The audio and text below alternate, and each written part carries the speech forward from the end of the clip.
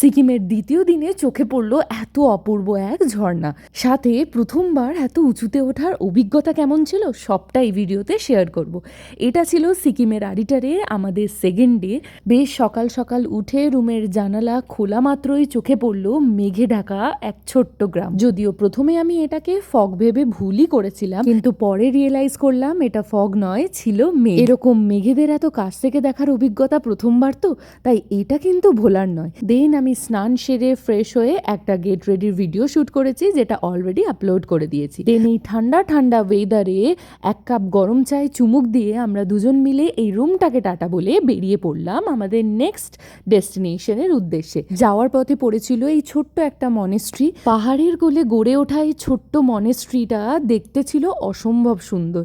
তবে যেহেতু ভেতরে প্রেয়ার হচ্ছিল, তাই আমরা একদমই ভেতরে গিয়ে ওনাদের ডিস্টার্ব করিনি। পাহাড়ে গেলে আমাদের প্রত্যেকের কম বেশি এই কাপড়গুলো চোখে পড়ে। এটা আমাদের কাছে সামান্য কাপড় হলেও ওদের কাছে কিন্তু সেটা নয়।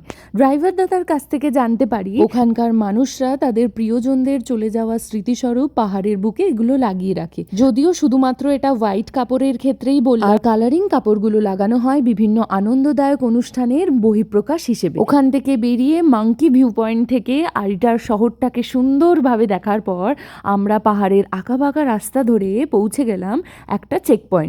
যেহেতু আমাদের গন্তব্য জুলুক আর সেটা বেশ ওপরে, তাই পারমিট বার করে সেটাই চেক পয়েন্টে সাবমিট করতে। যদিও আমাদের আলাদাভাবে কিছু করতে হয়নি, আমাদের ড্রাইভার দাদাই সব করে দিয়েছি। তারপরে আমরা পৌঁছে গেলাম সিল্ক রুটের কিউখোলা ওয়াটারফলসে। লাইফে প্রথমবার ওয়াটারফলস দেখেছিলাম পেলিং এ গিয়ে, এটা বলতে পারো দ্বিতীয়বার। ঝর্ণাটা ছিল অসম্ভব সুন্দর। যতবার এই পাহাড়ি ঝর্ণা দেখার সুযোগ হয়, জানি না কেন এই পাহাড়ি ঝর্ণা আমাকে মুগ্ধ করে। এখন একটা আমরা ওয়াটারফলসের সামনে আছি, যেখানে জিপ লাইনিং হয়। আমি তো করবো না, অত সাহস আপাতত পাচ্ছি না, কিন্তু সৌমিক করবে, আর ওটাই ভিডিও করার জন্য আমিও যাচ্ছি। চলো দেখা যাক। অনেকটা উপরে উঠতে হয়েছে, কারণ সৌমিক যেহেতু জিপ লাইনিং করবে ওই সাইড থেকে, ও এই সাইডে আসবে বলে আমি আগে থেকে এই সাইডে এসেই দাঁড়িয়ে রয়েছি, যাতে ভিডিওটাও করার একটু সুযোগ পেয়ে যায়। ও আমাকে অনেকবার বলেছিল করতে, কিন্তু জানি না সাহস আর জুগিয়ে উঠতে পারলাম না। তবে ও কিন্তু বেশ মজাই পেয়েছে। যাই হোক, ওখানে কিছুটা সময় কাটানোর পর ওরই পাশে একটা ছোট্ট দোকান ছিল, আর দোকানটা এত সুন্দর করে গাছ দিয়ে সাজানো না, আমি কি বলবো, দেখেই মনটা ভালো হয়ে গেল। ওখান থেকে নিয়েছিলাম একটু চিকেন মোমো, খেতে খুবই টেস্টি ছিল। আর পাহাড়ে এসে যদি মোমো না খাই তাহলে ট্রিপটাই ইনকমপ্লিট থেকে যাবে। ওই দোকানেই বিক্রি হচ্ছিল অনেক ভ্যারাইটির চকলেট, যেই চকলেটগুলো আমি আগে কোনো দিন দেখিনি। জানি না ওটা সিকিমের লোকাল চকলেট কিনা, আমার জানা নেই ঠিক, কিন্তু চকলেটগুলো অনেক রকম ভ্যারাইটির ছিল।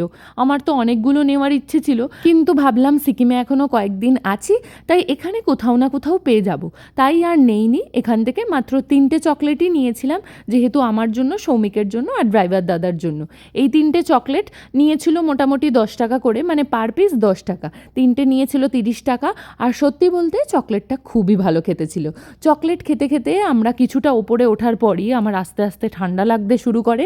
এরপর পৌঁছালাম আমাদের নেক্সট স্পটে, সেটা হলো ইকো ন্যাচারাল পার্ক। সেটা ছিল পুরো পাইন ফরেস্ট। আমি প্রথমবার পাইন গাছ এত কাছ থেকে দেখলাম। এতদিন যা দেখেছি সব ভিডিওতে, বিশ্বাস করো পাইন ফরেস্টটায় ঢুকে এত ঠান্ডা লাগছিল। তবে সারি সারি পাইন গাছগুলোকে দেখে না মনটা এত ভালো হয়ে গেছিল। ওখানে আবার বসারও জায়গা ছিল, কেউ চাইলে বসতে পারে, কিন্তু আমরা আর ওখানে বেশিক্ষণ বসিনি। আমরা ওখানে খুব সুন্দর সুন্দর কয়েকটা ফটোজ ভিডিওস তুলেছি। প্রকৃতি যে কত সুন্দর হতে পারে আমি জানি না কেন পাহাড়ে যতবার যাই ততবার উপলব্ধি করি সেটা। সেখানে প্রচণ্ড ঠান্ডায় কাঁপছিলাম, তাও আমি কিন্তু ভিডিও আর ফটো তুলতে ছাড়িনি। কয়েকটা সুন্দর সুন্দর ফটো সৌমিক আমাকে তুলে দেয়। তারপর ওখান থেকে আবার মেঘেদের মধ্যে দিয়ে আমরা পৌঁছে যাচ্ছিলাম আমাদের নেক্সট ডেস্টিনেশন জুলুক। তখন আমি লিটারালি কাঁপতে শুরু করে দিয়েছি ঠান্ডায়, যাকে বলে। জুলুকের দিনটা কেমন কাটলো সেটা শেয়ার করব নেক্সট ভিডিওতে। বাই।